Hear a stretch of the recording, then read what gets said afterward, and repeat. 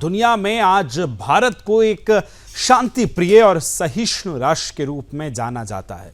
वहीं जब बात उसके नागरिकों की और सुरक्षा की होती है तो उसकी संस्कृति पर हमला करने वालों की आती है तो भारत अपने स्वरूप में परिवर्तन लाने में तनिक भी देर नहीं करता। जी हाँ, क्योंकि हाल ही में पनामा सिटी स्थित एक मंदिर में भारतीय सांसदों ने एक सर्वदलीय प्रतिनिधि मंडल जो है वो पूजा अर्चना के साथ उसने ये स्पष्ट संदेश दिया कि भारत अब आतंक के प्रति चुप नहीं बैठेगा। इस प्रतिनिधि मंडल का नेतृत्व कर रहे हैं कांग्रेस सांसद डॉक्टर शशि थरूर। जब ऑपरेशन सिंदूर में भारत का आत्मरक्षा वैध और आवश्यक कदम उन्होंने इसको बताया। उन्होंने कहा कि जब पाकिस्तान से आए आतंकवादियों ने 26 निर्दोष महिलाओं के सिंदूरों को उजाड़ा तब भारत ने निर्णय लिया कि अब केवल शोक नहीं होगा बल्कि प्रतिशोध भी होगा। ऑपरेशन सिंदूर उन सभी निर्दोषों के लिए न्याय है। प्रतिनिधि मंडल ने स्पष्ट रूप से कहा कि आतंकवाद की विचारधारा पाकिस्तान की जमीन से संचालित हो रही है और अंतर्राष्ट्रीय समुदाय को भी इसे गंभीरता से लेना चाहिए। भारत ने पहले भी कई बार साक्ष्यों के माध्यम से दुनिया को यह बताया है कि किस तरह पाकिस्तान की धरती आतंक का पालन पोषण कर रही है। भारत शांति चाहता है लेकिन अब वे आतंक को नजरअंदाज नहीं करेगा। ऑपरेशन सिंदूर केवल एक सैन्य कार्रवाई नहीं बल्कि ये भारत की सहनशीलता की सीमा का अंत था और निर्णायक आत्मरक्षा की शुरुआत। दुनिया भर में गूंजती ये आवाज केवल एक राजनीतिक यात्रा नहीं बल्कि आतंक के खिलाफ वैश्विक समर्थन जुटाने में भारत की कोशिश है। देखना यह होगा कि पाकिस्तान पर इस अंतर्राष्ट्रीय दबाव का क्या असर पड़ता है। सबसे पहले कुछ प्रतिक्रियाएं आपको सुनवाते हैं।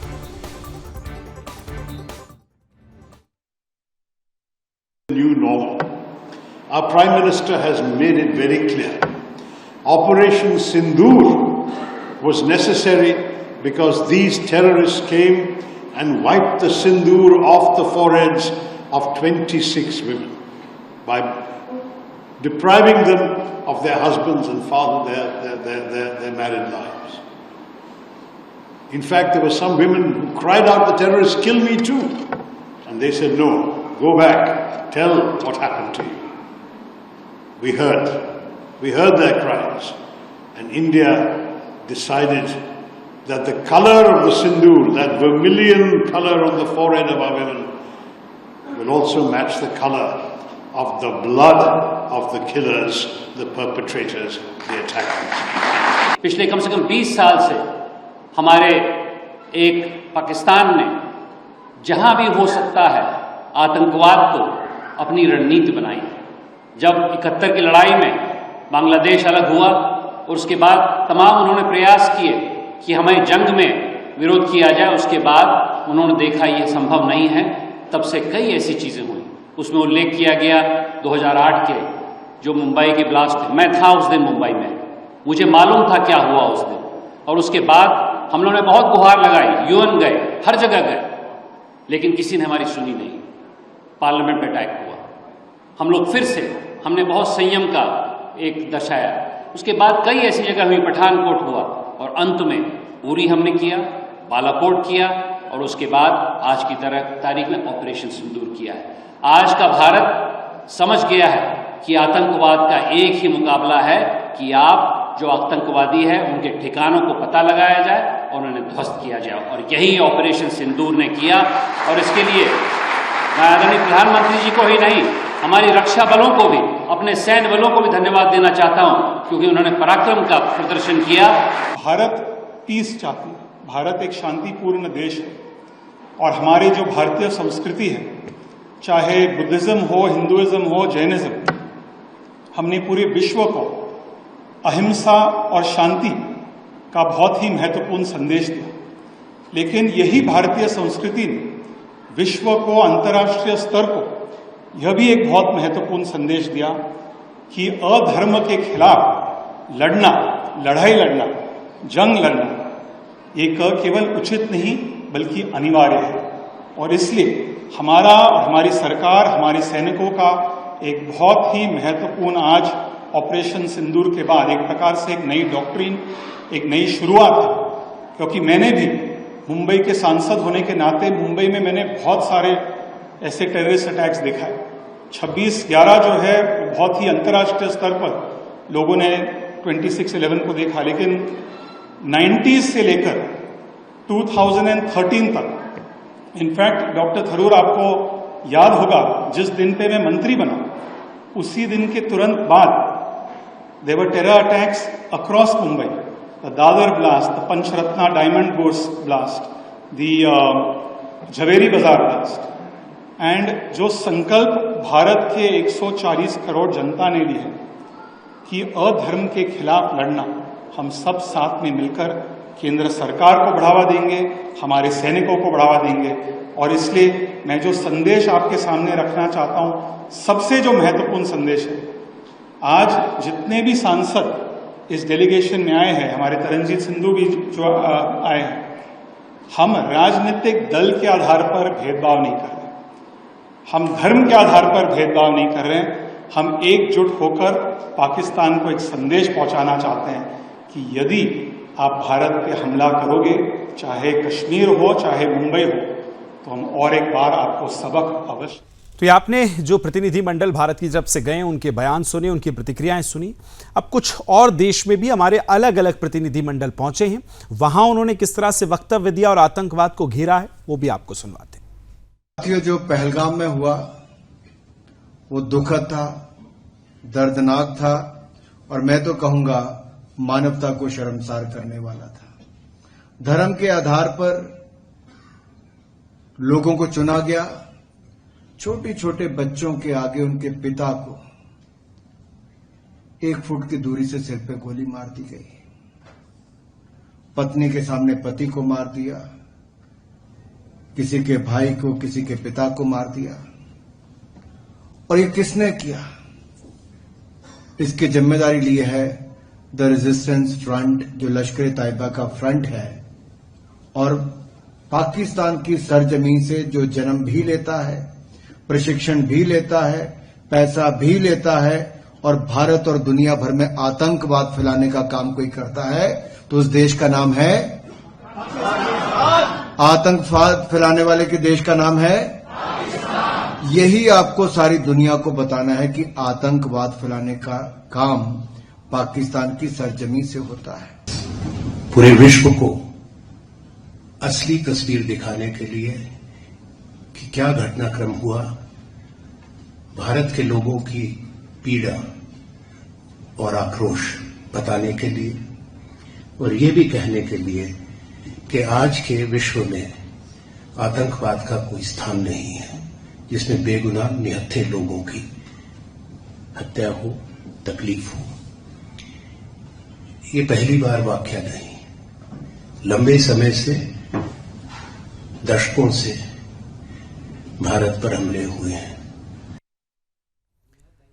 और चलिए इसी पर खबर को विस्तार देंगे। मेरे साथ बातचीत के लिए संजीव श्रीवास्तव जी जुड़ गए, विदेश मामलों के जानकार हैं। बहुत बहुत स्वागत है संजीव जी आपका। और आज जो अलग अलग डेलीगेशंस के आपने वक्तव्य सुने हैं, वहां जो भाषण दिए जा रहे हैं, कुल मिलाकर पूरे विश्व के सामने एक मैसेज देने की कोशिश कि जो पाकिस्तान आतंकवाद को पालता है, पोषता है। कैसे देखते हैं इनके वक्तव्य और कितना असर इसका पड़ेगा वैश्विक स्तर पर संजीव जी?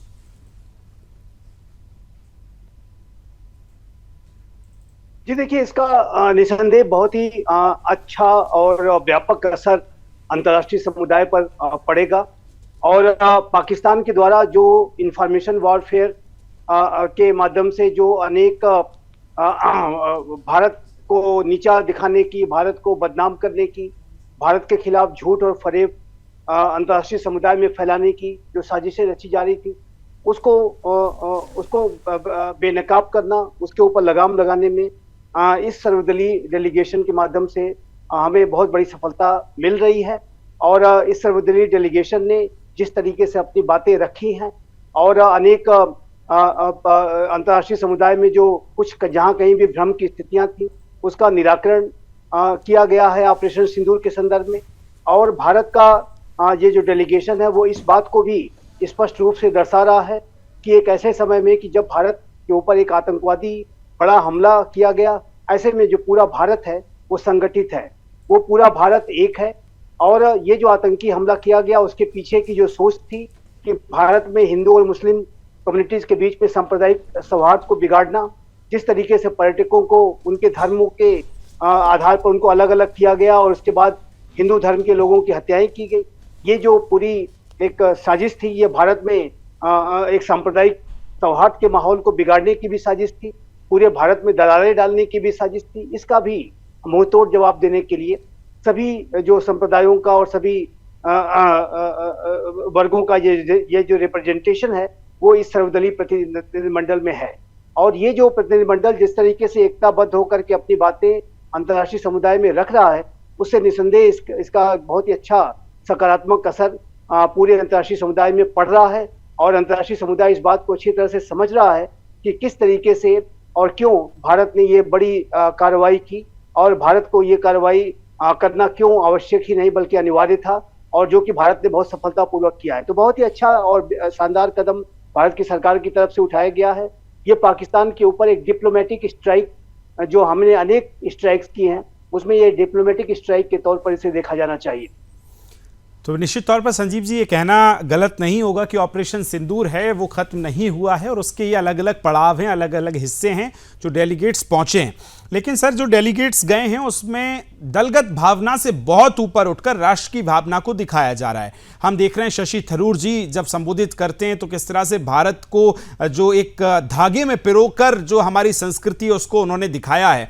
तो ये बहुत बड़ा मैसेज है, क्योंकि पाकिस्तान जैसे देश में वहां कांग्रेस का जिक्र होता है, वहां के नेता कांग्रेस का जिक्र करते हैं, और मौजूदा सरकार ने जो अलग अलग डेलीगेशन में अलग अलग पार्टियों के लोगों को भेजा है, तो ये भी एक बहुत बड़ा मैसेज है कि हम देश में राजनीतिक तौर पर अलग अलग हो सकते हैं, मतभेद हो सकते हैं, लेकिन जब बात राष्ट्र की होती है तो सभी एक हो जाते हैं। जी, देखिए, पाकिस्तान के द्वारा जैसे कि मैंने कहा कि फॉल्स न्यूज, प्रोपेगेंडा, लाइज, झूठ, फरेब, हर तरीके की चीजें की जा रही थी। और पाकिस्तान ने अंतर्राष्ट्रीय मीडिया संस्थानों में, अंतर्राष्ट्रीय जो थिंक टैंक्स हैं, जो अनेक राष्ट्रों के जो सरकारी प्रतिष्ठान हैं, वहां पर इसी झूठ फरेब को उसने फीड करने की तमाम साजिशें की। और भारत में अनेकों जो राजनीतिक दलों के बयानों को अनेक तरीके से तोड़ मरोड़ के भी वहां पे मीडिया ने प्रस्तुत किया, अंतर्राष्ट्रीय समुदाय में ये फीड किया गया। तो ये जो सारे भ्रम को पाकिस्तान के द्वारा फैलाया जा रहा था, जो झूठ और फरेब को फैलाया जा रहा था कि भारत में इस ऑपरेशन सिंदूर को लेकर के एकता नहीं है, भारत में ही लोग इसकी आलोचना कर रहे हैं, इत्यादि इत्यादि, सबको बेनकाब करने के लिए ये सर्वदलीय प्रतिनिधिमंडल गया है। और जिस तरीके से आपने देखा कि श्री शशि थरूर हो, अन्य जो पार्टीज के विभिन्न राजनीतिक दलों के जो नेता हों, उन्होंने जिस तरीके से अपनी बातें रखी हैं, उससे ये बिल्कुल स्पष्ट है कि भारत में किसी भी तरीके की मत भिन्नता आतंकवाद के संदर्भ में नहीं है। और आतंकवाद के संदर्भ में पूरा भारत, चाहे वो हिंदू हो, मुस्लिम हो, सिख, ईसाई हो, सभी धर्मों संप्रदायों के जो लोग हैं वो एक मत के साथ पाकिस्तान के आतंकवाद पर कड़ा प्रहार करने के समर्थक हैं, और सभी ने ऑपरेशन सिंदूर को अपना समर्थन दिया है। तो ये पाकिस्तान का ये जो भारत के खिलाफ कि भारत में आंतरिक रूप से मतों की भिन्नता है, और इस सारी जो झूठ को भी और फरेब को भी और प्रोपेगेंडा को इस सर्वदलीय प्रतिनिधिमंडल ने बड़ी सफलतापूर्वक बेनकाब किया है। और ये जाहिर है कि पाकिस्तान इस तरीके से भी भारत को नहीं घेर सकता कि वो भारत के खिलाफ झूठ और फरेब फैलाता रहे और भारत उसका चुपचाप बैठ करके उसे देखता रहे। ऐसा नहीं होने वाला। भारत पाकिस्तान की हर एक साजिश का जीरो टॉलरेंस की भावना के साथ पूरा जवाब दे रहा है, और इस जवाब को देने की प्रक्रिया में पूरा भारत एक है। सरकार तो है ही, सरकार के साथ साथ विपक्षी दल भी भारत सरकार के साथ खड़े हैं। हर एक नागरिक संजीव जी, यही खूबसूरती है हमारे लोकतंत्र की कि राजनीतिक मतभेद मनभेद जरूर हो सकते हैं, लेकिन राष्ट्र की जब बात आती है, भावना, राष्ट्र भावना की जब बात होती है, सभी एक होते हैं। सर, मेरा एक आखिरी सवाल, बहुत जल्दी से मैं जवाब चाहूंगा कि ये जो डेलीगेशंस गए हैं, इसके क्या दूरगामी परिणाम भविष्य में नजर आएंगे? क्या मैसेज देने की कोशिश होगी? क्या इसका मुख्य उद्देश्य रहा होगा? देखिए, इसका एक मैसेज ये भी है विकास जी, मैं ये कहना चाहता हूं कि अंतर्राष्ट्रीय समुदाय में आतंकवाद को लेकर के जैसी एकता, जैसा कोलैबोरेशन, जैसी ज्वाइंट स्ट्रेटजीज बनाई जानी चाहिए, वैसी बनाई अभी नहीं जाती हैं। उसमें एक कहीं ना कहीं कमजोरी दिखाई जाती है। और ये जो डेलीगेशन है वो इस बात की भी अपील कर रहा है कि पूरे अंतर्राष्ट्रीय समुदाय को आतंकवाद की चुनौती के संदर्भ में और अधिक संगठित होना हो। बिल्कुल संजीव जी, बहुत बहुत फिलहाल धन्यवाद आपका मेरे साथ इस चर्चा में जुड़ने